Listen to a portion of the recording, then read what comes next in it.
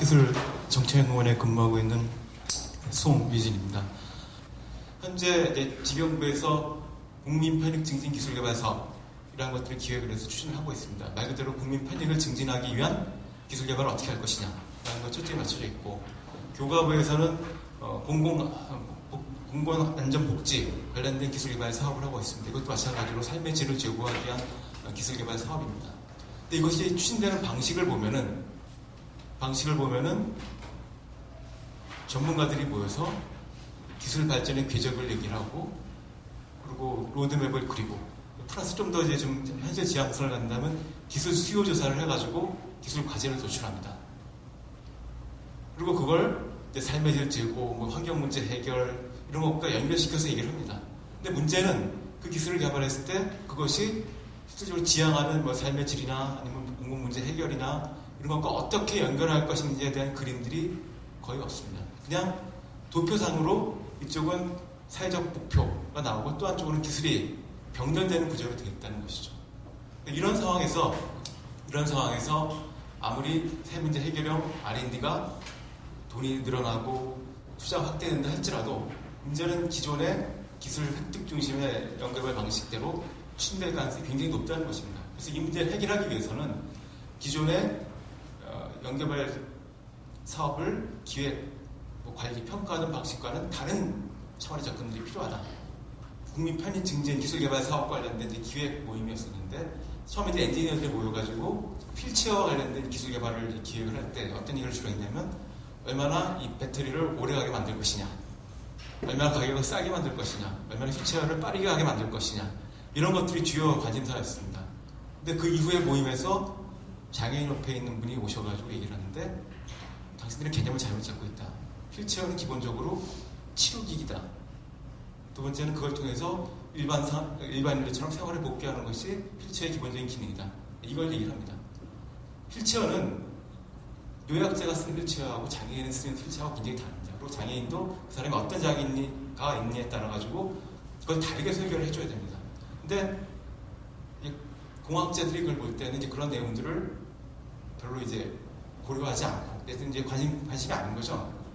기술 중심으로 사고를 하는데, 이런 현장에 있는 분들이 들어오다 보니까 이런 문제 제기들이 되는 거죠. 이건 현장과 괴리되어 있기 때문에 이런 모습들이 나타나는 건데, 결국 이러한 내용들이 기술 개발 기획 이전 단계에서 충분히 논의되고 검토될 수 있는 것들이 반드시 선행되어야지만 현재 지향하고 있는 세 문제 해결을 위한 연구들이 제대로 된 성과를 얻을 수 있다는 겁니다. 실질적으로 이걸 가능하게 하기 위해서는 이 기술 기획 과정에 거버넌스 관련된 것이죠. 그 기술 기획을 담당하는 위원회를 구성하거나 거버넌스를 구성할 때 실제로 현장에서 활동하시는 분들이 들어와 줘야 된다는 겁니다. 이 리빙랩은 말 그대로 일상생활의 공간에서 사용자들이 참여해가지고 엔지니어들이 개발한 프로토타입을 시험해보고 피드백을 하는 그런 것들을 하는 공간입니다. 그래서 이거 자체에 대해서 EU 차원에서 공공자본을 배분하고 있고, 그 경험을 피드백을 받아서 문제를 풀어가는 활동들을 하고 있습니다. 얼마 전에 사회문제 해결형 R&D에 대한 토론회가 있었습니다. 토론회가 있었고, 거기서 핵심적인 내용은 제가 조금 전에 말씀드린 바와 같이 이 사회문제 해결형 연결발 사업을 성공시키기 위해서는 기존의 연결발 기획관리 평가 체제 혁신이 필요하다. 시스템 혁신이 필요하다. 그래서 약단에서 사용자들의 니즈를 정확히 반영할 수 있고 문제를 정확히 정의할 수 있는 그런 조사와, 그리고 사용자 참여형 거버넌스하고, 그리고 개발된 제품들이 서비스로 구현될 수 있도록 서비스 단에서의 전달 체계를 고려하는 내용들이 앞단과 뒷단에 붙어서 기존의 연결해서 추진에 대한 변화가 필요하다라는 것들이 발표자들의 핵심적인 주장이었습니다.